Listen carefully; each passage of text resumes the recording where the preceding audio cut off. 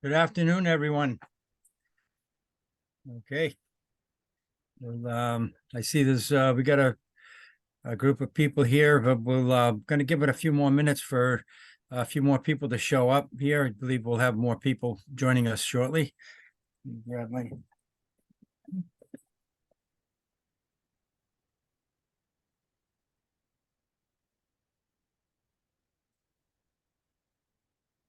right.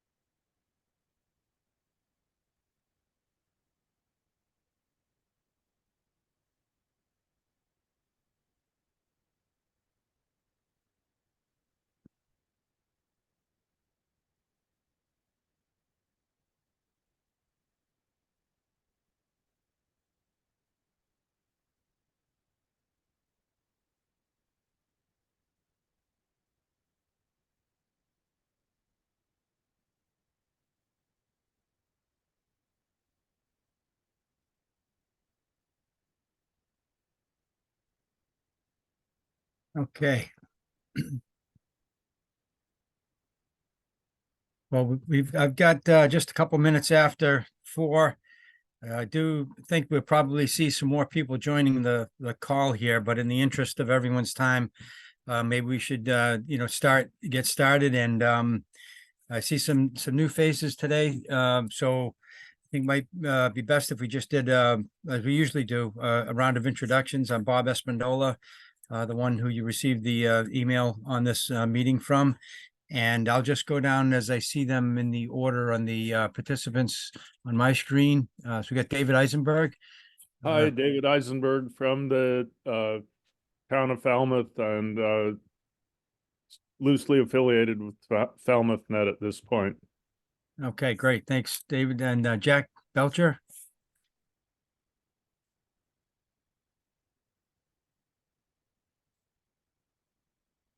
Are you there, Jack? I think I don't see you muted, but okay, we'll come back to you, Jack. Jim Newman. Yeah, hi, Jim Newman. I'm on the board of the Falmouth Broadband Municipal Light Plant. Okay, great. And Carl Allen. Carl Allen, City of Chelsea. I'm a planner in the Department of Housing and Community Development. All right, great. Go back to you, Jack. Jack Belcher.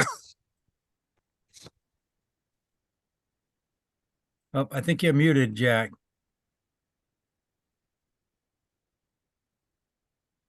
Okay, you may need to sign off maybe and come back in. I'm not sure.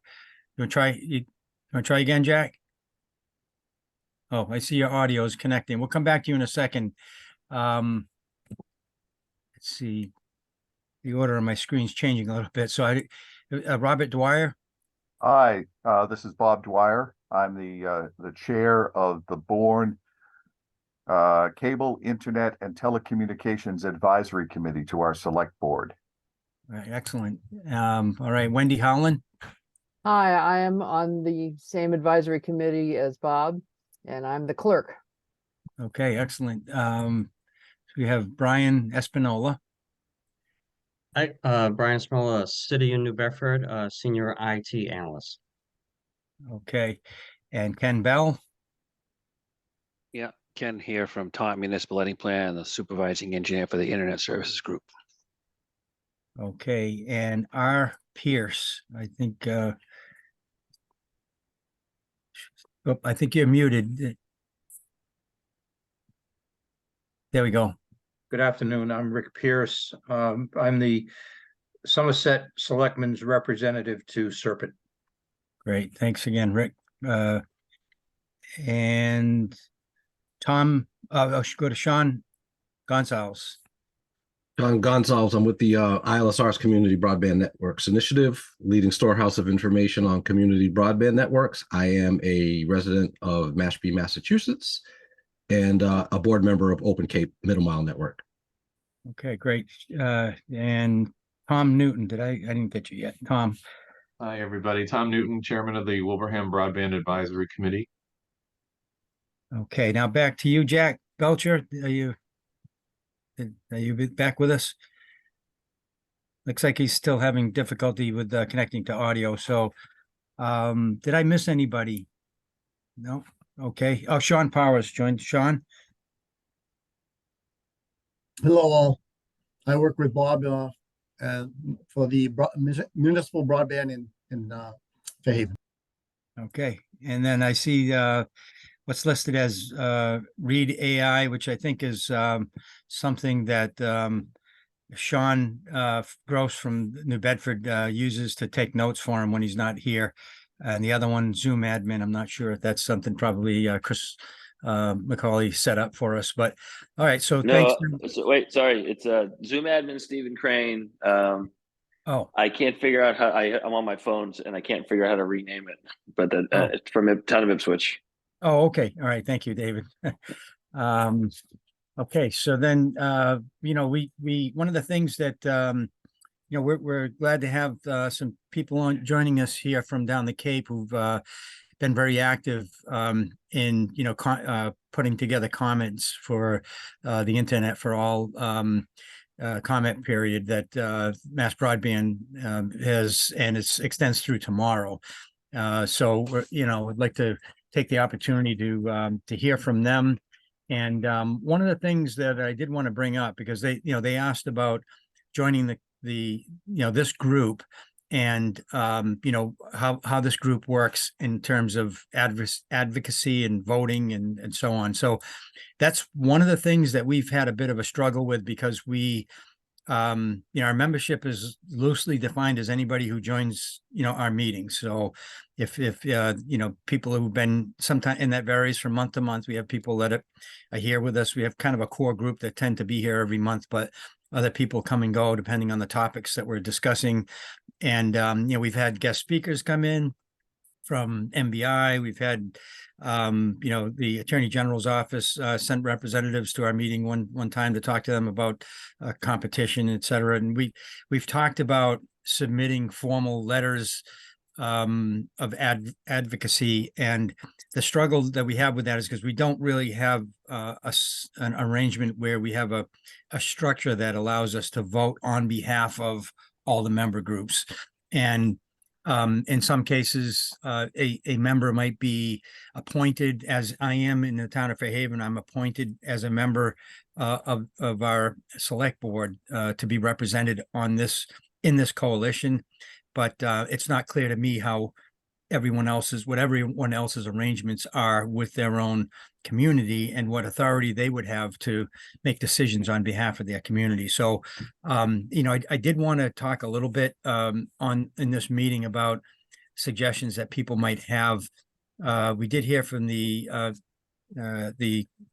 Cape Cod Technology Council about how they run, and they're actually a 501c6 organization, and they're incorporated with bylaws, and they have an executive board that when it comes to things like this, they can vote and write on behalf of that council. So that is something that we may want to consider doing, something like that in the future. There is a bit of a time element to putting together a 501 corporation, and there's some basic costs associated with that, some legal fees, some filing fees. So we're not really set up financially to do anything like that either. But we could at least establish some bylaws that we all kind of work with when it comes to doing anything formal. So just like to open it up to see if anyone has any thoughts or comments on ways that we might want to do that, so that we can become more of a recognized, other than information sharing like we've been doing and bouncing things off of each other, which I think has been very helpful. There's been a lot of good conversations we've had. But so I'll just stop there and see if anyone has any comments on recommendations. Hi, this is Bob Dwyer. I'm just going to chime in with some of the questions that we had about participating from our committee in Bourne. We are an appointed committee by the select board. We've got 7 members. Right now, I've just been joined by Brian McCarter, who's the 3rd member who will be here. There will not be a 4th because that would constitute a quorum, which would mean that we had to go and notify this, put this on the town calendar, post it to say that more than 3 of us were going to be there, and there was a chance that we could discuss or deliberate something that would get us in trouble, frankly, with our advisee, which is the select board. Further, I would guess we would have very severe limitations about, for instance, voting for one particular action or another without clearing that through the select board, which would mean clearing it through our full committee and noticing for that, then posting that hopefully on the next meeting of the select board and posting for that, and then getting it back to this committee to add our name to whatever action was going to be going on. In terms of anything formal, as I said, we have extremely severe limitations, and we do have folks in town who monitor every committee to look for opportunities to complain to the Attorney General about violation of the open meeting law. Yeah, no, those Welcome are to great our world. points. Yeah, that's that's definitely what, as a select board member myself, and I'm fully aware of all those things that you just mentioned, and that's why I've been, apprehensive about doing anything very formal, on behalf of this group. Now, with enough lead time, we could do what you're suggesting, though, right? If there was something really important and the group felt like it would be helpful to speak as a unit, we could go through all those steps that you just mentioned individually, and communities could sign on to something as a coalition, but it would take some time. But anybody else with some thoughts on it, if it's worthwhile to pursue that? Not at the moment. Actually, Bob, I have a question more than a comment. I'm not an elected official, and it's important that elected officials, follow all of those protocols. But I'm wondering how elected officials who may, for example, be member of like the Cape and Islands, I think, Selectmen Association Board, the Mass Municipal Association, what kind of structure do those organizations have that might be could maybe possibly inform this group as to how to conduct itself in matters of policy or what have you? I'm not familiar with those two. I'm thinking if they're regional organizations, that there might be, if they're appointed as a representative of their own board to that board, maybe they're given some form of, authority there, or they're just a liaison. I know in our community, I serve as a liaison to our board for certain things, and really it's just a matter of like with this group here. Each time we have a select board meeting in town, I will update them on what took place in these meetings, just so they're familiar with what's going on. But there's no more formal arrangement than that. I'm not sure. And the other thing that comes to mind to me is that it could be, if you're not, if what goes on in a regional level is not something that the local board is voting on, then that's, that might be the distinction. Like, for example, my role as a select board member, through that, I'm appointed as a commissioner of the Southeastern Regional Planning and Economic Development District, which is 27 communities, of which Fairhaven is a member. And that group votes on things, but and I vote with that group on those things, but I'm designated by my board to do that. And there's not really an overlap per se. It's not like that group's voting on the same things as our select board are voting on. So maybe that's the distinction, but if anyone else has any thoughts on that, please, speak up. This is Bob Dwyer again.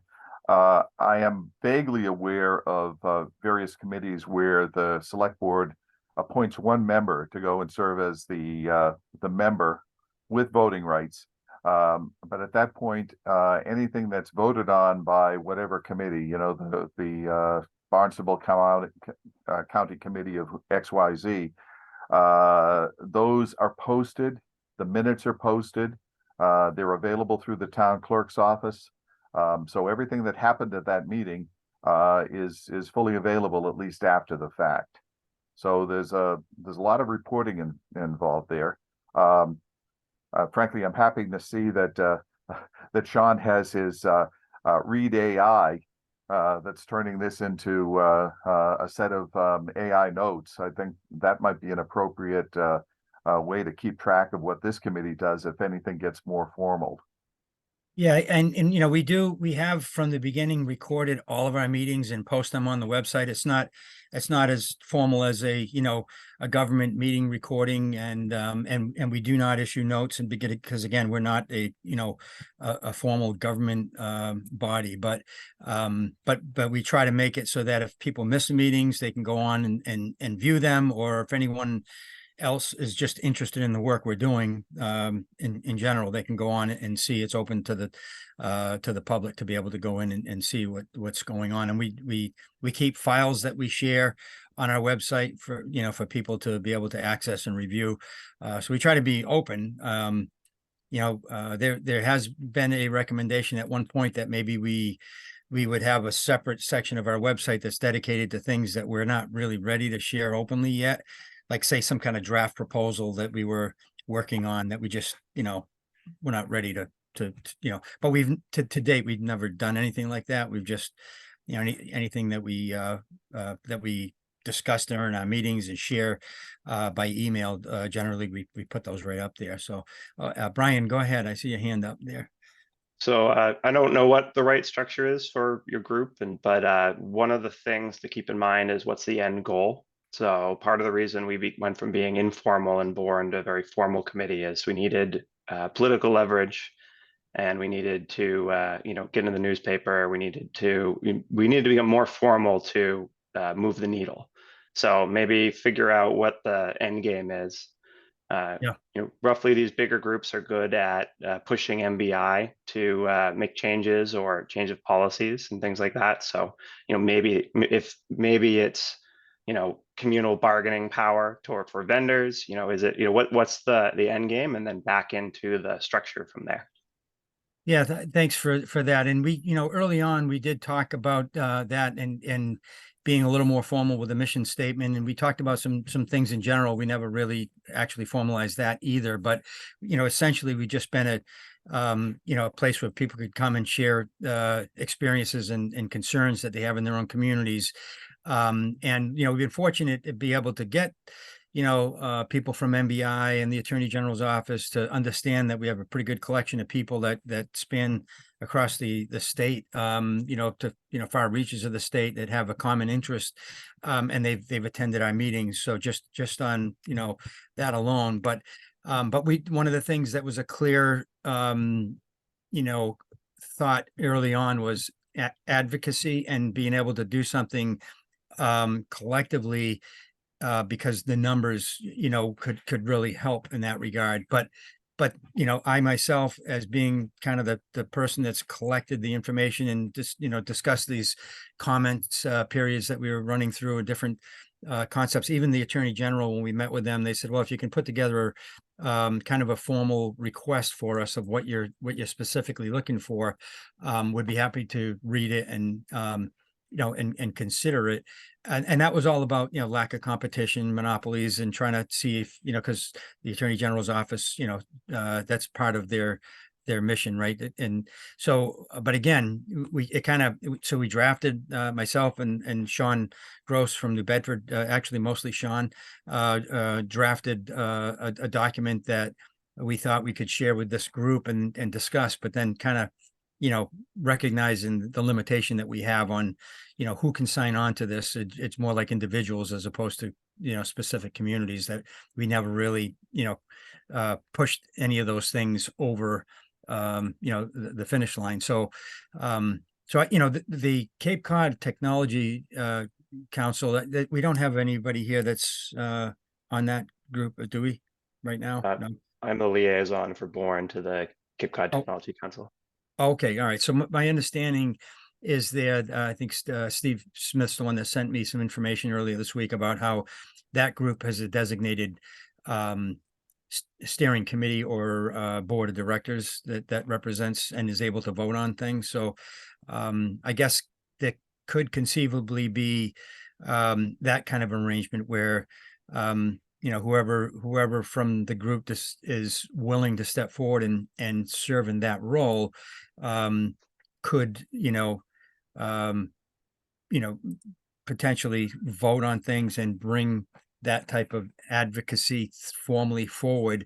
It's just that even then it would be, you'd still have to get I think, some kind of a signal from each community that's interested in having their community name put on whatever we do. So it kind of still goes back to the same thing of having, it might help us get to a consensus, more directly with a specific group of people as opposed to whoever happens to show up at one of these monthly meetings. So I still think there might be a benefit to doing that. But then, I think the key is we'd need some lead time if there's a major initiative that we want to do, and similar, like the comment period that we're about to see pass us by here. Something of that nature that's really important, that, if we have enough lead time, we could get the word out to all the member communities and say, look, we're working on this. If you have the time to review it with your, city council or select board, whoever's the governing body there, and see if they'll sign on to it. Maybe it's just a matter of, a month's lead time. We could, get through that. Does that seem to make sense to people to, at least strive for that we could in the future? I mean, I'm thinking we'll probably see other examples of where we could weigh in collectively. Carl, were you looking to? Yeah, so there are a couple of kind of regional or other groups that I participate in. Like there's a economic development group of gateway cities. There are several, kind of regional climate adaptation groups. And typically what happens is that the people who are attending kind of reach consensus, will often draft a policy letter, and then it goes to each of the municipalities for the appropriate person to sign on or not sign on. Okay, all right, that's an interesting way to go about it. So it's kind of similar to what I had described, only less formal on the upfront side, our side here, and then goes directly to the, like in this case. So let's take the Bourne example, right? They have a formal committee that's an advisory committee to the select board, right? And so would we first approach them, or I guess send something to the select board, and then the select board would maybe refer it to their appointed committee. David, I know you had your hand up. I'm going to get back to you in a second. I'm just going to, okay. So Brian. Yeah. So in Bourne, we have to meet more frequently, but I guess arguably shorter, in order to keep up with the posting requirements, and then for our committee to meet with the select board. And so, roughly our committee in Bourne, you'd approach the committee and we'd help you draft we'd probably help you draft it because we got a lot of writers. And so we'd help you draft whatever it is, and then we'd have to take it to our select board to sign on. Yeah, Brian, we'd probably have to take it to our full committee, and just say, hey, by the way, we helped write this, or some of us did. And then at that point, they would, I won't say rubber stamp it, but pass it on towards vote on the record to say we pass this on and make the recommendation of the select board sign on to this. Yeah, I mean, another way to do this, and I'll get to you in 1 second, David, is kind of what just took place this week, where Bourne said, hey, we did all this great work on putting some comments together. We're sharing it with you, and if anyone wants to just kind of borrow from it, or say, hey, we agree with what Bourne is putting in for comments, it makes it simpler for others to do that. And that doesn't really take much other than sharing information like we're already doing. It's just, the lead time. If we all, if we all know that something's coming, or we're touching base with each other, and we understand that another community is doing something, it might just something to stay in tune with. But so I'll go to you. Go ahead, David Cole. I just wanted to do a thumbs up on what you were saying. I didn't have a comment. Oh, okay. I'm sorry. Okay. So any other thoughts on that? Yeah, this is Stephen Crane. I'm the town manager in Ipswich. I'm sorry, I'm on my phone, so you can't see me. Although that's actually better for you guys. So I think the group, in terms of like open meeting law type stuff, this is kind of a loose association. It should stay that way. And ideally, even if you have like 2 members of a select board that have been appointed to sort of represent a town on a group like this, only one should really attend, because 2 talking about the issue can turn into a walking quorum. And we don't have to post meetings and things like that. And I would try and avoid becoming a public body by doing things that look like a public body. The difference with like MMA and stuff is those are widely attended events, and there are exemptions in the open meeting law for sort of community based or what. Like if 5 select board members show up to a holiday parade, you don't have to post it because it's a widely attended event. So in terms of how this group will, like I sent out the email about the Comcast letter. Yeah. And I got feedback that was really helpful to me, even though I ended up caving and sending the letter. And that's where this group can be really effective. And if I can analogize for a second, up here on Cape Ann, we're a part of the Whittier Vocational Technical School District, and they just got approved by the MSBA last night, and they're going to have an election in January for like a $450 million project. But, the towns weren't really engaged, and they don't have to. The vote districts don't really have to engage the towns. They can just do their playbook. And so 10 of the 11 member communities got together on sort of an email thread and had a couple of conference calls, shared ideas, shared draft letters, shared information. There was one letter that was coordinated by Amesbury that had a number of signatures on it, but that letter went to the select board in Ipswich to vote to authorize the chair. It's that kind of sharing of ideas. And sometimes there'll be something that, 5 or 6 communities can get behind and put their names on, and sometimes there won't be. But that's where I think a group that is not a public body that can really be a safe space for hashing out ideas and, and kind of comparing notes on franchise agreements, things like that, is really helpful. Because when you have to do it in the open meeting, in an open posted meeting, there are limits on what you can really say, especially if you're sort of in a negotiation mode, on a franchise agreement.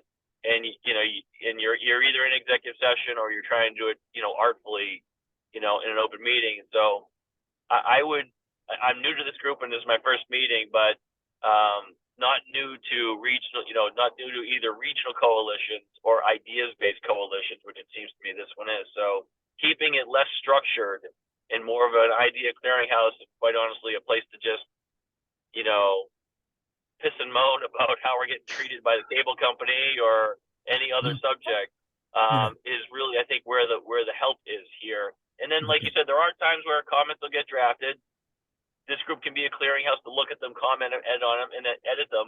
And then each town can decide for itself if it wants to submit similar comments or sign onto a group letter. But that to me is the how effective advocacy can come out of it. So okay, thank you that's for letting me helpful. offer that.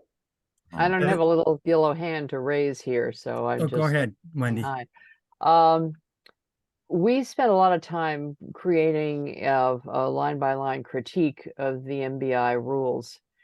And I don't know if Bob has shared that widely with you, but we're sharing it as far and wide as we can. And personally, I don't think we have any such huge pride of ownership or authorship that you couldn't help yourself, copy and paste, change it the way you want to. I think we made a lot of good points. We've sure put a lot of work into it, not just looking at the specifics, but at the way we wrote it up, because we as an advisory committee to the town, theoretically, our major audience is the board, the select board. But in reality, we also have to educate the people in town, the town administrator, anybody else that we can get a hold of so they understand the issues. And so we tried to write it such that it was going to be effective for all comers. And I think Bob and Brian have shared it around. Some of you may have seen it already. And if you haven't, we can. How about you have some sort of accessible, like a Dropbox or something, where people can drop these sorts of things in so everybody can look at them at their leisure and, you know, I hate to say plagiarize, but borrow or appropriate or copy and paste or whatever works for you, for whatever's there. Anything that we send out that's, for example, if we send something, if we would like something to go to MBI or Comcast or Verizon, has to be approved by our select board. However, as soon as it goes into the pre-meeting packet for the select board to review before the next meeting, it's on the public record and we can do pretty much anything we want to it because it's already out there for anybody to look at. The packet that goes to the select board is open online for any citizen or anybody with an internet connection to investigate. So I don't see any particular reason, unless, you know, Bob or Brian have an objection to this, if you were to put together, say, a Dropbox with a link that anybody could access to look at, well, this is what Chelsea did, or this is what Bourne has done, or this is a letter that so-and-so sent to Verizon or whatever. So anybody could have the benefit of it. There's no use to reinventing the wheel. We've done wheel inventing here. Thank you, Wendy. We think we've done, you know, the kind of the next best thing there because, you know, when we started meeting as a group, you know, we realized we didn't even have enough funding we didn't have any funding. So even something as simple as creating a website and being able to set up Zoom meetings was something that we weren't really in a position to be able to do, you know, as a group. So Chris McClure from Belmont, he actually volunteered to set up the website for us, and he created, you know, if you notice when you see the Zoom links, I'm not sure if when I copy and paste them and forward them to you, so it might not have the blurb down the bottom from his community, but when he sends them out, you'll see it says, you know, Watertown on there. So I don't know if a Dropbox, you know, I think there's a cost associated with that, probably minimal, but yeah. I have a Dropbox account and I can set up a group that has limited numbers of people to access it. Yeah, but what we've done, it's cheap as dirt. Right. What we did instead, though, is we agreed to put on the website, so it's still accessible by anybody who wants to, all of the materials that we collect. So, and Chris is pretty good about putting those things up there, like right after our meetings. He posts very shortly after, he'll post the Zoom link, the video link to our recorded meeting and any documents we share. So if you go on the website, you can see examples of that in there. But we'll consider, you know, doing something different in the future. If it's, I guess the one thing that might be different there is if you had like a Google Doc that people were wanting to share with common, you know, comments that could be kept. I'm not sure if we can do that on the website the way it's set up right now. But just having it there for people to look at and download, they don't have to necessarily make changes in live time. You know, that's going to get out of hand real quick. Is there, Bob or Brian, do we have a link to that website somewhere? Are we aware of that? If you just Google Mass Broadband Coalition, it should come right up for you. And okay. Yeah, and again, if you look at it, it'll list members, but those are essentially just, you know, communities that have participated in our calls from time to time. So, yeah, so, you know, I'd like to segue into the you know, the discussion that we have on the agenda to talk about the Internet for All plan and the request that we received from the incumbent internet service providers. So I'm not sure if there's an order we want to take those in, but you know, I know that Ipswich, as you mentioned, it's let's see, Stephen, that you you sent a letter of support, in that regard, but then there were other communities that felt, pretty strongly that probably wasn't the right thing, in their view, it wasn't the right thing to send support because, but I'd like to just maybe start with that one, the support letters. If there's anything people want to share on that, whether. Just a couple things. So I'm Jonathan Nunes from the city of New Bedford. The city of New Bedford actually took a different approach with this, something that our mayor has been kind of champion. We initially got a letter of support from Verizon, and they were wanting us to kind of sign on the dotted line. And our mayor was like, well, that's not just, we don't want to just sign. We don't really know what that entails. So we had some meetings with the state local person for Verizon, whose name I think is Stan. He used to be the mayor of Salem, former mayor of Salem. And pretty good meetings.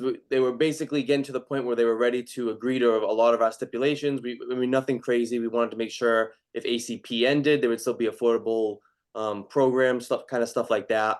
We sent them all of our requests, and basically at that point they said, we're not sure how MBI is. Some of the requirements are a little bit too stingent, and from a New Bedford's perspective, from an underserved and unserved, they thought that it wasn't as big of an issue, so that they couldn't really apply for the grant.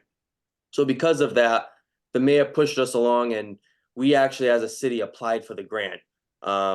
I forget the exact number we asked for, but working with Sean Gross, which I know a lot of you know, we were able to submit something. We haven't heard a response. We don't really know what's going to happen with it, but the mayor's initiative was, let's apply for something, kind of see what they say. We have a lot of questions about what the requirements are and how stingent they are, but the idea of if we could get something out there, and even if we don't get it this round, we might get something next round. He was very adamant about making sure we put our best foot forward, and that's what we did. So we didn't sign any agreement with any support letters. We did it all on our own. I'll obviously keep the group informed with what happens, but that's kind of the way New Bedford approached it. So Jonathan, you're saying the letter that was submitted was directly to MBI as part of this comment period? Yeah, we actually applied for the GAP grant program. So okay, part of the grant, New Bedford applied for a sum of money that I know a lot of the cable provider and Verizon were asking for letters of support for the GAP program. Okay, all right, thank you. So I'll go to Sean Gonzalez next. Just a couple of points for clarity's sake, I think, which is that when you refer to the Internet for All, you're talking about the BEAD program, of course, which those funds, are the rules regarding how those funds are spent are obviously stipulated by the infrastructure law. And so as it relates to that, the one thing that I don't know yet, and I think it's an important number to find out, that money has to first be spent on unserved locations. It's only $147 million. It would be great for this group to find out how many unserved locations there are in the state of Massachusetts, because that's where the money has to go to first, as required by law. Whatever's left over can go to underserved. There won't be much, I'm sure. The GAPS program that the MBI is set up is a separate grant program, and I'm almost certain, 99% certain, that those are CPF funds, which come from the American Rescue Plan. The spending rules around that are much more flexible, and the BEAD requirements do not apply to that. And so, without going all into the particulars, with the Rescue Plan funds, unserved and underserved is the way that's defined can be is much more flexible. It can include things like affordability and reliability and things of that nature. With BEAD funds, when they say unserved and underserved, they're talking strictly what advertised speeds are available in particular locations. So those are two different things. And I'll just say this, that my sense is that Verizon and Comcast and Charter to some degree, I think out in Western Mass, but the big incumbents are doing a full court press. They're trying to hoover up all of or most of the BEAD funds, and then they're asking for support to get the grant, the GAP fund program too, which means if they eat up the BEAD funds and eat up the GAP network funds, I don't know what's left for anybody. So that's just these are just things to consider. As you're moving forward. So BEAD and the GAP program are two different funding sources with two different sets of rules that that MBI has to abide by. Yeah, and Okay, sorry to thank be you. clear on that. Yeah, we did apply for the GAP program. We are planning, the mayor does want to plan to, once BEAD funding is available, our big push is kind of fighting with the FCC. I don't want to use the word fighting, but disagreeing with some of the FCC direction on some of these underserved and unserved, what they define as unserved and underserved. So our big push in the city of New Bedford has been looking at areas of the city where they say we're getting great speeds when we know we're not, and we're doing speed tests and we're putting Raspberry Pis in locations to collect that data. And I think that's our big push. And that's this GAP funding kind of came in place in between all this, that the mayor was like, let's apply for that and see what happens. But our big push is still, again, for the BEAD funding and to probably work on the FCC maps. All right, and thank you. And there was a comment that came, and I'm not sure. I'm going to apologize. I don't know if it came from you, Brian, or not, but about suggesting that the state have a standardized test platform that they own and allow communities to use, so that there's not these kind of concerns about what's real and what's not. Is that something you can comment on, Brian? Was that you that? Oh yeah, I got a lot of thoughts on the speed testing. We delved pretty deep into that, since it's about the only way we're going to unlock funding, since we generally have ubiquitous Comcast on the Cape, but we're running on some of the worst Comcast hardware in their entire network and have huge seasonality issues. So they size the network for the winter when no one's there and it runs just fine. And then as soon as people arrive, it dies. So got a couple of thoughts. Maybe I can wander my way to that. I like New Bedford's approach here. I think you guys did a good job, because there's a problem with GAP that we noticed when we read through GAP. If you receive GAP funds for certain parcels, you can't get BEAD funds for the same parcels. So it's kind of nice that New Bedford did the application themselves instead of signing it over to, say, Comcast. Supposedly for GAP, MBI has a list. They're supposed to have made it public. I've asked for it and been rebuffed. So potentially that's some piece of data as a group we could ask for, since it's merely a data request as opposed to an opinion. I feel like that's gonna not get any of us in trouble. So they're supposed to have published that list, since it's pretty strict with GAP and it's a little bit more flexible with BEAD. So they have a list of the parcels that they view as under and unserved, so that the counts could be obtained. Okay. If with a group this size, we might actually get MBI to release the data, since Yeah. if we're all having these concerns, you can tell one town to go away, but you can't tell like 20 of them when they all have the same question. And we get the request to come from elected officials. We get them to endorse it. Okay, that's a good point. Yeah. Yeah, I always do that. But the speed testing, yeah. So what I found interesting is, so I was looking around for basically a bot that we could install on every computer in town. People willingly put it on there and have it run speed tests at the appropriate time. Since for the challenge, it's going to be 7 to the rebuttal is 7 to 10 or 11 p.m. So it's probably a good idea to be getting the speed test data from the peak time in your town. And so we'd think having a little bot that runs it when no one's using the computer multiple times a day and reporting back to a central server to give us this data might be a really helpful tool. And so I've been looking around for something like that to do this, and I found a company that was selling tools to state broadband offices to track the challenge applications. And they mentioned that each state is supposed to have a designated tool for this. So I've been asking for tools to run speed tests that MBI will accept for 1.5 years now, and have gotten nowhere. And so, if I'm not the only person asking, how do we do this? Maybe this is the kind of collective ask that we make as a group to MBI. Hey, we're all worried about these speed testing. We're all worried about the challenge process. Pick a tool. You're supposed to have done it already. What's the tool? Yeah, if we could find out where that, it must be a federal directive that says, the states must have this in place. If we could find a reference to that and maybe point MBI to it and say, hey, do you know where that exists? No, but I could probably go through 300 pages of BEAD and find it with a little bit of work. Oh, you think it's in those documents? Yeah, so it wasn't in the state document since I read that line by line. So it would have to be in the federal document as Okay. far as what are the requirements for the state broadband office. Okay. Well, I would just ask that vendor that told you that to just Yeah. say, give me the chapter and verse, because I mean, I wouldn't take a salesperson's word for it, but if they can point you to the citation, that's what if I was in your shoes, that's what I'd do. Yeah, that might be an easy shortcut there. I often have to review hundreds or thousands of pages of medical records for things, and I just PDF all of them and then do a find a word search. No, you can do a language recognition search, and just say find me everything that says right tibia, and yeah, it all comes up. And I don't have to read thousands of pages to go find it myself. I'm sure that this document that Brian's talking about is available in PDF, and there's no reason not to do OCR on it and do the same search. I mean, you don't have to read the whole thing. Yeah.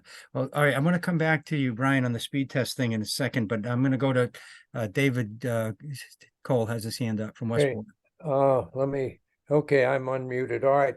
I think these requests by Charter and others to get towns to endorse their applications to the MBI are really a way of undercutting our programs. That they're trying to get grant funds to do what they need to do, should do anyway, and would normally fund by raising capital to do it.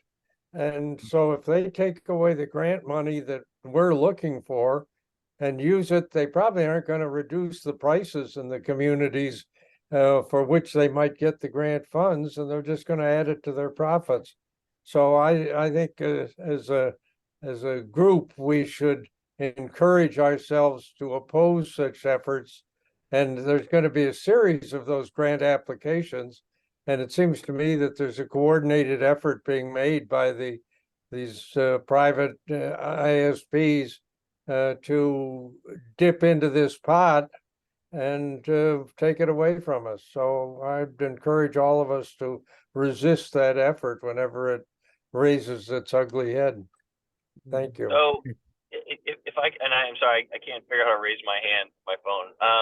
If I can just jump in on that point, just Stephen from Ipswich, and I did end up signing the letter.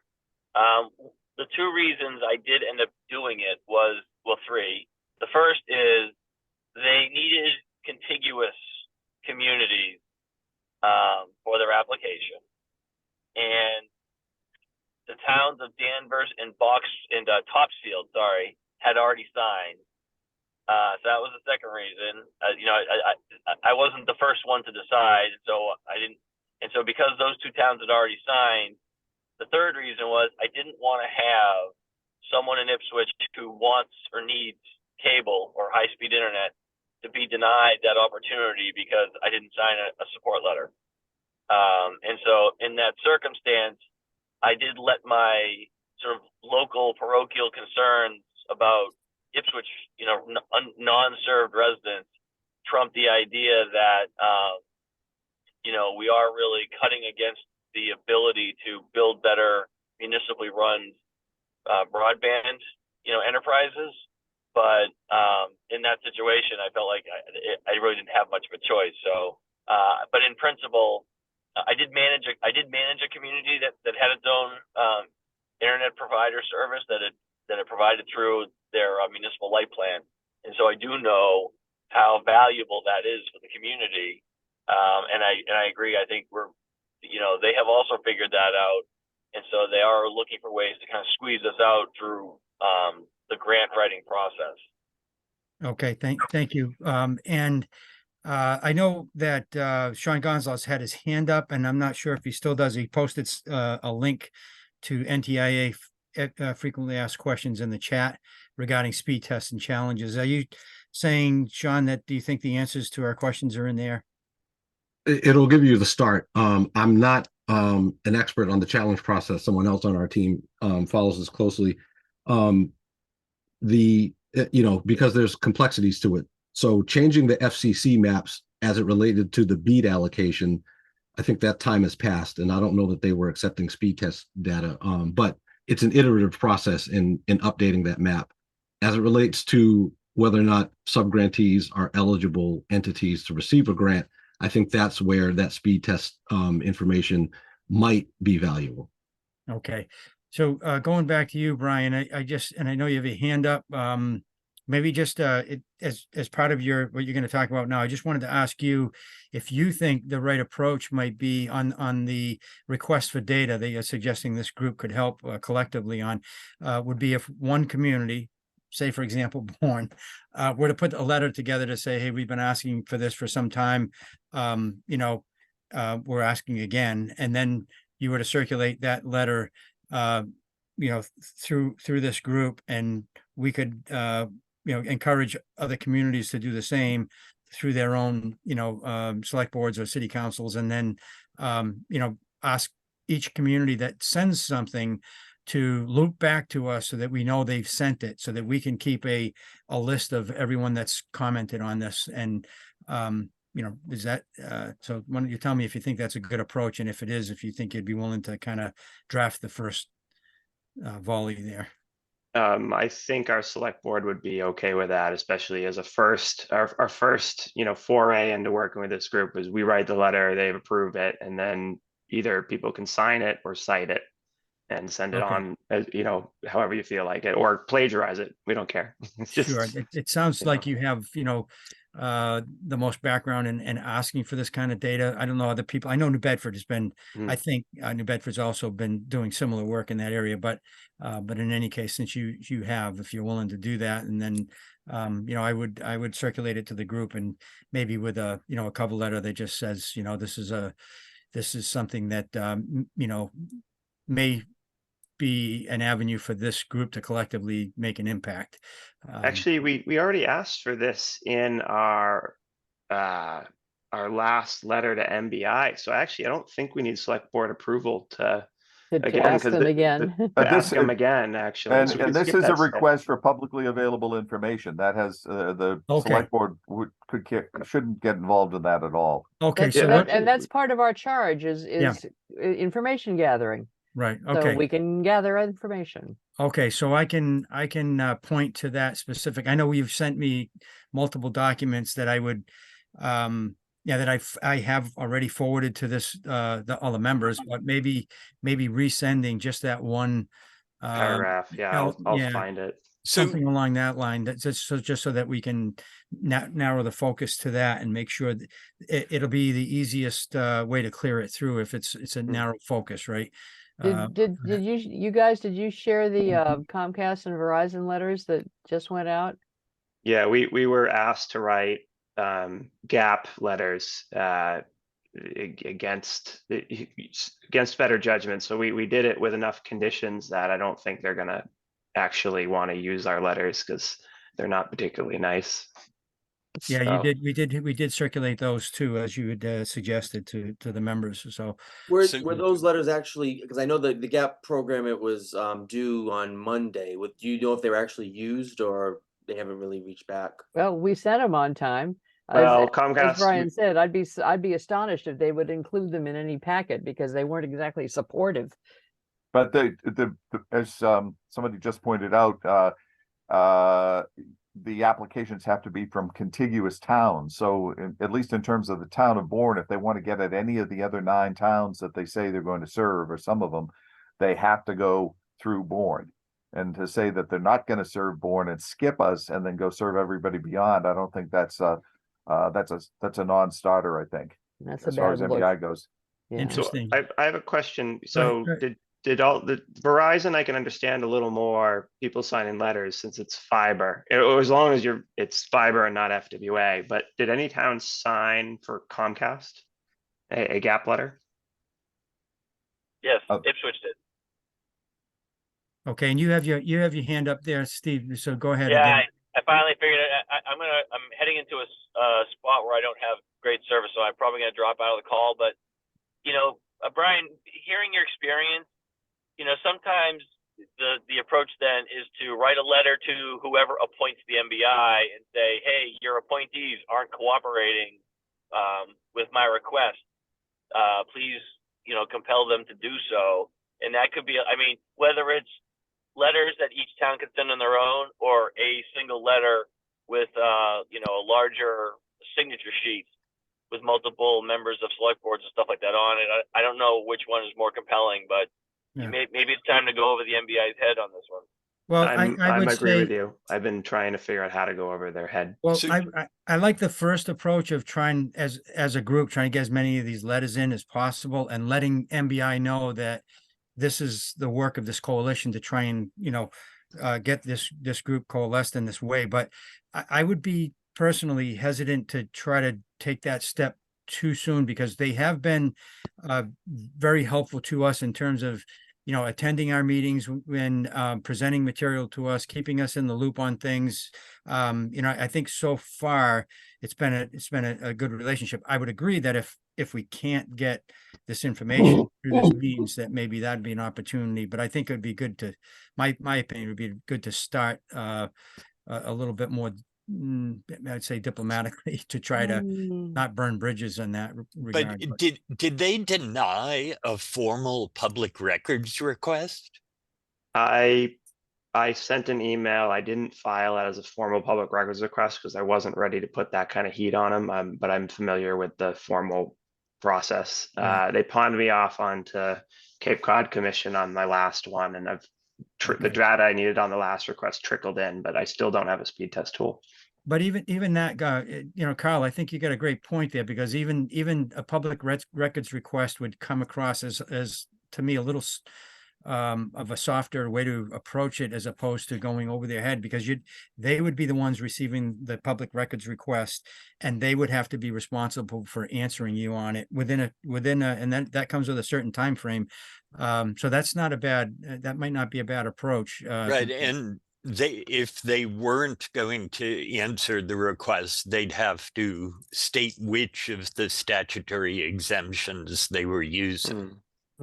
Yeah, that's a great point. I think that'd be good advice on a way to approach that. And it doesn't, that type of thing doesn't require multiple communities asking for the same way. It's like one community can ask for it, and if you don't get a response, then collect, or if their response is, we don't need to do that. It doesn't, even if they have something they can hide behind to say, we don't have to do this, that doesn't seem to be an open and transparent and productive approach. So we could then request an explanation on why they don't want to share the information. But sorry, this is Stephen. If they've attended your meeting, and I apologize because I'm new to this, no problem, for being somewhat ignorant, but if they have attended your meeting, I agree with you. You don't go to the whip, so to speak, until you need to. And so what about inviting them to the next meeting and have the agenda be sort of an airing of these concerns and questions, and see if somebody from MBI will answer to them directly. And then if they don't, then it's on to sort of plan B. Yeah, I think that's also a good idea. We could, we could, quite honestly, we could do both. Someone could file an open, a public records request, and just, we could at the same time, we could invite them to a January meeting, and say, we'd like to talk about, the people who attended the December meeting had a lot of questions about speed tests, and really would like to speak directly with MBI about that. Can we, can you attend? And so I think we, what do people think about doing both? I would say please attend, not can you attend?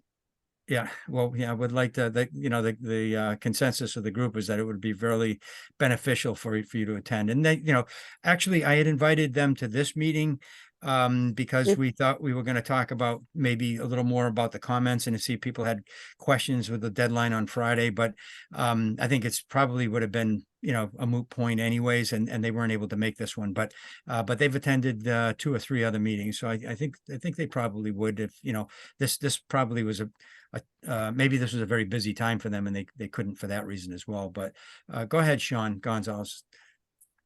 A question, and then a comment / question, as it relates to the Gap Networks program.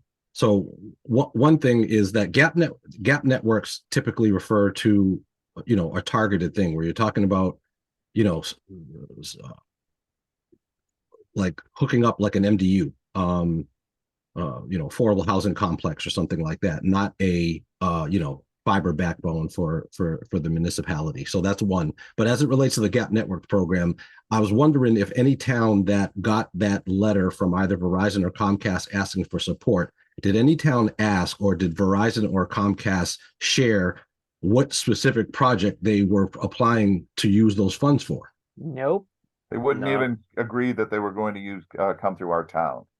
Right. That was So one of the So- conditions we put in our letters is, you know, we'll support it, but we can't support it if you're not gonna commit to helping us out. Serving our town. right. I mean, because typically when you know, obviously, you know, when you go for a grant, you have to have, you know, a project in mind, and, you know, here's what the scope of the project is and the target and the location, et cetera.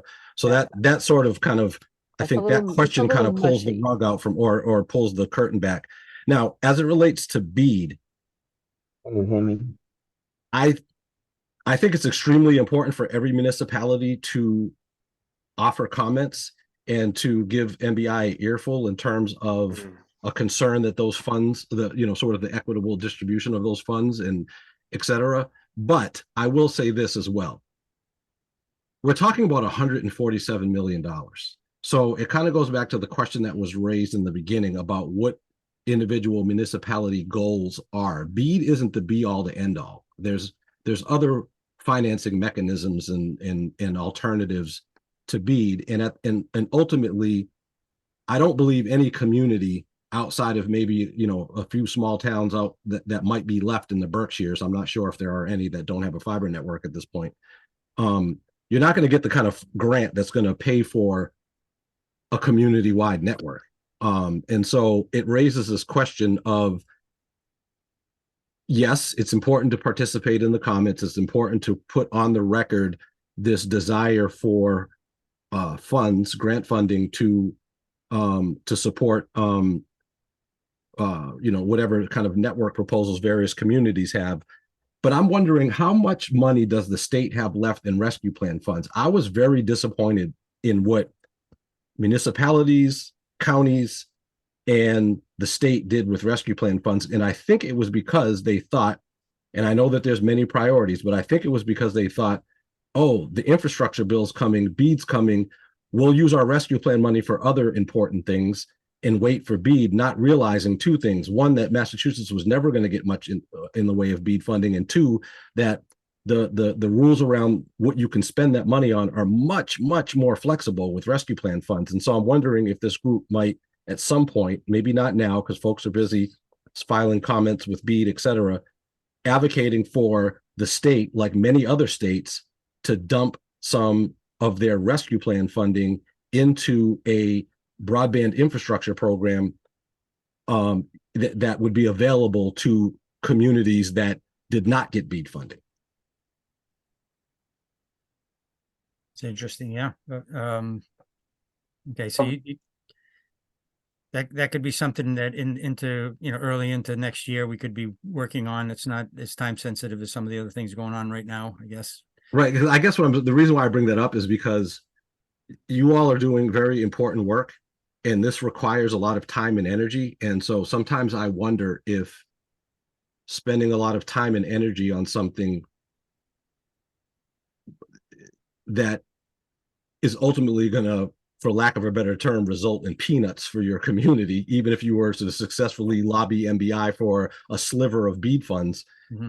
What is it that your community like? Do each of these communities have, you know, digital equity plans in place that delve into this and create a vision for where a municipality wants to go? Falmouth has a very, I think, clear plan in terms of, and as well as other communities, in terms of they want to build a town-wide, community-wide fiber to the home network.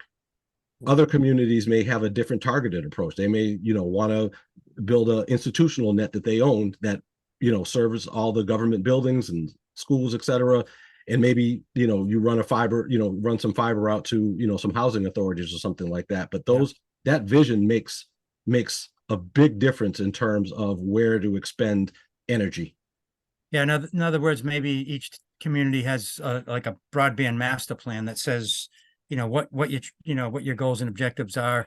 Let me ask you, Sean, if you don't mind, I forwarded a link that Sean sent over last night to everyone. I think hopefully everyone got it. I don't know if some of the people that joined today might not have received it. I think Brian, I had certain people, I wasn't sure if you were members yet, but I tried to add people that I had heard from within the last week to that distribution. But it was a link to this woman, Gigi Son from American Association for Public Broadband. She spoke in at the 1 hour mark in that link that I sent over, the video link that Sean had sent me originally. And do you think that Sean, her organization is one that this group should be paying more attention to? And do you think that she would consider addressing this group in a future meeting? David Eisenberg may want to chime in here, but yes, first of all, the American Association for Broadband, we work closely with. It's a nascent organization. Gigi Sohn is a former FCC staffer. She's a giant in the world of broadband, community broadband advocacy. She went through a grueling she was nominated by Biden to be the 5th FCC commissioner.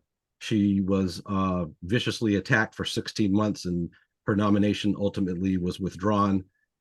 They ended up nominating Anna Gomez, who's now the 5th commissioner on the FCC, but she's now the executive director of AAPB. And she is a bulldog and a terrific, terrific advocate. She has mentioned her willingness to come to this area to talk. So I don't think it would be out of the question that she might make herself available to speak to this group. And, perhaps if someone of that, with that background was available to us, it could be a joint meeting of this group and the Cape Cod Technology Council. They met with us in the past once we had a joint meeting with them. But go ahead, David. Yep. We're in the process of setting a date for Gigi Son to come visit Falmouth. Oh. And participate in some kind of public forum to be determined. Oh, excellent. So it's possible that we could, people could zoom into that and participate remotely or is that not, do you think that'll be? It'll be a public meeting. I don't see any reason why it won't be on Zoom. It's possible it could be on FCTV, which is available on the internet. Excellent. And there's also, it's entirely possible that while she's in Falmouth, she could make appointments with some of you for face-to-face time. Okay. We're as soon as we have a date and an agenda, we'll be back to you about those specifics. Excellent. And maybe do you think if we circulated information about that and asked people if they have specific questions they would like to see addressed, they could maybe, submit them to you and, see if you feel like they fit in with what you're trying to do there. Does that make sense? To see if people makes sense. It really, we need to define the shape of this one event. It may not be the only public event that she's willing to participate in, but we'll definitely keep you informed as we form her agenda for her trip up here. All right. And when did you say, do you have a time frame on that yet, roughly? February. Okay. So perhaps we could, if we know when that is in February. Usually our meetings are towards the end of the month. This month with the holidays, we moved it up a little bit, but it's flexible because we've moved it around a little bit to accommodate guest speakers in the past. So we could touch base with her and see what her availability is to attend one of these meetings as well. We'll see if that makes sense. Okay, excellent. So let me see, let's get back to the list of things that we listed on the agenda. I think we've covered most of them. There was I know, David, you had mentioned this concept of cooperative between municipal light plant communities. Did you want to talk about that, or do you want to defer that for another meeting? Or- I'd like to defer it. I haven't had a chance to really get it Okay, in and deal with it. I'd invite anybody who has any experience with that or any material. The basic concept is that you set up your own municipal light plant, but you then are a part of a broader cooperative, that organization that helps share some of the activities and the burdens. And if there's any experience with that, would be good to know about it. okay. All right, yes, I know that, communities are doing things in different ways, that different approaches. Some are using, setting up, enterprise funds as a means to try and, build out their community networks, and then, using that as a vehicle, but Sean, go ahead. Real quick, to that point, two states might be instructive, Vermont and Maine. Different states in regards to, obviously Maine and Vermont, much more rural than a lot of the communities here. However, Vermont's got what they call communication union districts. It's at the center of their plan. They are EC fiber is really what convinced the state to go this route. Pretty much every town in Vermont is a part of one of the dozen or so communication union districts. They're doing well. They're building out fiber in hard to reach places in rural communities. And then Maine, very similar, and they've created a legislative vehicle known as a BUD, or Broadband Utility District. So we've got a ton of information like that on our website if folks are interested in following up. But is that remind me, Sean, I know you've sent some information about that in the past. I think we may have talked about it in one of these meetings, but is that a state initiative in Vermont? It is the state legislature passed enabling legislation to create communication union districts. It basically allows two or more towns to come together. They don't have any tax, they can't raise any taxes, but they do have the ability to borrow money, I believe. So that's a particular state legislation, as it was in Maine, that enabled those as vehicles for the state. And they're they're very much at the center of both of those states' plans in their BEAD rollout. Okay, and I think when Gigi spoke in her message the other day, didn't she suggest that Vermont of the 2023 was a pretty good year in terms of communities rolling out broadband program, build outs, and I think Vermont was kind of near the top of that list because of that, right? Right. We've written quite a bit about, we've got a massive report that'll be coming out in January on the communication union districts. And I believe over the past year, there've been 25 new municipal broadband systems that have come online. Excellent. And David, Sean, do you have a record of all of those? Is there a listing that maybe we could share with the group if people are interested? Yeah, okay, yep. Thank you. Go ahead, David. Yes, they're under Massachusetts Massachusetts General Laws, Chapter 164. There are two mechanisms by which municipal light plants can cooperate. The first one just eases the bidding rules. So, for example, one town can have bucket trucks and another town can run a call center, and they can cooperate without going through more elaborate, without putting out bids.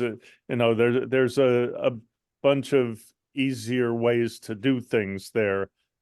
However, there's an even more powerful provision of Chapter 164 that allows multiple municipal light plants to band together to form a formal cooperative that has emergent powers greater than any of the other towns. They can float their own bonds, et cetera, et cetera. Wired West was such a cooperative of municipal light plants. It failed or at least it survives in very diminished form for a variety of reasons, but we can learn from their mistakes, and it's actually super powerful thing that exists in chapter 164, and I would urge everyone to read up on it, and maybe we could seek some legal advice. But in any case, it seems to me this emergent cooperative of multiple towns to form an emergent entity, that's really super powerful. And the reason that I'm here today is I was hoping to learn more about this. Oh, so David, that's you were right on it, David, when and he forwarded that Mass General Law reference that you're talking about, chapter 164. So yeah, I think it would be, good. Now, do we have any idea if they have to be contiguous communities? No, they don't? absolutely not. All right, that's helpful. Yeah, and I think when we had someone from Wired West, that the community of Cohen, I think, and now I'm drawing a blank on his name, but the gentleman that spoke to us, I think he indicated that although they all started as municipal lights, they found, just from an administrative standpoint, that using the enterprise fund vehicle worked out better for them. So, that just, may have had okay, well, let's be really careful. Enterprise funds are not even talked about in chapter 164. Enterprise funds are a completely different mechanism than municipal light plants, and may or may not be synergistic with them, but it's a whole different area of the law, and not germane to the idea of this emergent cooperative. Right, exactly. I understand that. It's a distinction is maybe if you're looking to cooperate among communities, but like I think they were saying out in the group out west was that they started as municipal light group, each one in a cooperative, but then maybe they left that intact, but then they kind of maybe it was a billing administrative purposes or some other reason that they shifted over. And Tom, I'm gonna go to you in a second, Carl. I know you had your hand up. That's fine. Tom Newton, he may have some more information on that or something else. Oh, I wish I did. I was actually going to ask what section of the Mass General Law 164 that is, because we have enjoyed MLP status for years, and I had no clue that that was even an option. The Wild West was sort of in our neighborhood, but not really. So I'm not very familiar with their work, but I would certainly be interested in learning more about that and finding out how we can sort of tag team up and have a little more whoop ass. Sorry, for lack of a better term. David, if you have the ability to drop that into the chat, and if not, then if you can, I'll look for what you emailed me last night, and I'll forward that to the rest of the members. And Carl, go ahead. I apologize if I missed that. I don't know the chapter and verse, but there's also enabling legislation for intermunicipal agreements that can occur outside the context of an MLP and are agreements between the municipal governments as opposed to separate entities, and those may mesh with enterprise funds more naturally. But before we get too far off the bead, I wanted to know, is anyone besides Bourne submitting comments tomorrow?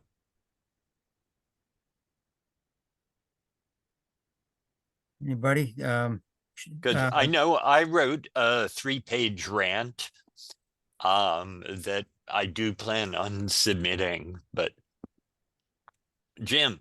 Yep. Go ahead, Jim. The town of Falmouth did submit a letter of support to for Verizon to MBI. It was for BEAD? This is the BEAD grant. Oh, I'm sorry. No, that was for GAP. That was for GAP. I apologize. Okay. because you're talking about the deadline that's Friday, right, Carl? Tomorrow, yeah. Tomorrow. Tomorrow, yes. And So you I think Sean might be putting something together for the city of New Bedford. I believe he's trying to put something together. is Carl, are you suggesting you would share what you've? Oh, what- certainly. Okay, all right. Yeah, it's Okay, thank you. That would be great. Again, timing wise, the only issue for a lot of people is going to be, getting something through their select boards. And I keep saying select boards or city councils. I'm not sure in the cities where there are city councils, maybe it's a different arrangement and you don't necessarily need, perhaps the mayor can sign off on some of these things without approval of the. Yeah, cities, either the mayor or the city manager, depending on the form of government, is empowered to do that independent of council. Yeah, and I think also in the towns, a town administrator could do something like that. I think the hesitancy might be, these are complex issues, and they would probably want to understand if the board would agree with them on the comments, so that's kind of, it's a little bit dicey on that one, but okay, let's see. Is there do you think we've finished it? So did the answer sounded like, Carl, that possibly New Bedford. No one else on the call here. There may be other members that are not on the call tonight that are planning to do that, but I'm not aware necessarily. And so I think those are kind of the highlight, the topics that we will, I had listed on the agenda, but again, if anyone has anything else they think we should be discussing either at this meeting or in the future meeting, let me know. Or that's, it's a kind of just a round table opportunity here for anyone who wants to just speak up about any particular thoughts on your mind. One small note I should mention, does everyone here know who the Massachusetts FPO is for NTIA? Because every state has one, and they are sometimes very helpful. I can give you find the contact information, I'm sure, pretty quick, but okay. It's someone that is another resource in terms of BEAD requirements. They're the liaison between the state and the NTIA, and so some of these questions around speed tests, et cetera, or other stipulations around BEAD, they're supposed to be a very helpful resource on that front. I'll find who it is real quick and put it in the chat. And you what was the acronym there? FTO? Federal Program Officer. Okay, Federal Program. That would be extremely helpful because sometimes I swear when we ask questions, MBI doesn't have an opinion yet, so they don't have an answer. So maybe just going straight to NTIA when that happens might be the right thing to do. Yeah, that's great. You're a wealth of information, Sean. Appreciate it. Yeah. Anything else anyone wants to share with us here? If not, we can. Seems like the meeting time starting at 4 o'clock has been, best for most people. Go ahead, David. I note that David Cole found the right section on co-ops. So I'll go read the section and post it and some additional information on the mailing list. Oh, excellent. Thank you. But And then see in the chat there. Thank you, guys. Yes, and I see Sean. It's section 47C. 47C, Awesome. and then Sean posted Stuart Friedman, NTIA Federal Program Officer, with his email address. So excellent. All right. So it sounds like we should try to in January see if we can get. We'll still see what progress you make, Brian, through Stuart Friedman or any other avenue. But in any case, even if we do get the data, does it seem like it'd be worth having MBI to discuss the data? If we can get them to our next meeting? Yeah, we if it's a technical problem and you really want an answer at MBI, you're going to have to get Cornell Robinson on the call. Okay. When you mean technical issue, in terms of data collection and so on. Yeah, he's the most technical person at MBI, so he would be vital if we're trying to get a final determination on that. I think we'd want him on the call. Okay, so we usually, in the past, I've gone through Josh Eichen, but what I could do is send it to Josh and say the group had suggested that, you know, we have MBI in, and they specifically requested if we could have access to Cornell Robinson. I think I've asked Josh for this 18 times, so yeah, asking him to get Cornell Robinson on the call is gonna be critical. Okay, excellent. I put his contact information, so now you have his phone number and his email address, so you can harass him. All right. Excellent. Ask and you shall receive. Okay. All right. Any other closing thoughts before we, we break here tonight? All right. Just Well, thank you, appreciate- Bob, for all of your work. We appreciate it very much. I- I know I do. Yep. So thanks for keeping it together. Thank you. It's the easy part. You guys do bringing all the great information, and thanks for the new people that joined us tonight. Hope you stay involved with us, and we'll we'll keep posting things on the website. We'll get this meeting recorded, the recording posted as well. So if you've, someone else you want to refer it to, refer them to the website, you'll have it there. Okay, thanks everyone. Happy holidays to everyone. We'll see you. Happy holidays. Happy holidays. Alrighty. Bye. Thank you very much. All right, Take thank you. care. Bye.